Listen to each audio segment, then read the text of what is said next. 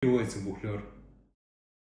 Происходит от прилагательного бухли, цельный. Путем присоединения к нему уже известно нам окончание «р». Получается бухлер. Но чтобы сохранить мягкость звучания согласного «л» из слова бухли, первое «э» в окончании меняется на букву «е». И получается бухлер.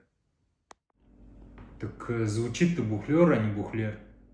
Сочетание гласных «е», «э» приобретает такое звучание под влиянием краткой бурятской «у» в первом слоге. Для начала это нужно просто запомнить, а потом ты будешь делать это автоматически. Итак, бухлер означает целиком, то есть это признак действия. Соответственно, бухлер мяхашанаха означает варить мясо цельным куском, а бухлер шанагдаху мяхан это мясо, сваренное цельным куском. То же самое можно сказать и про картошку, которую тоже варят целиком.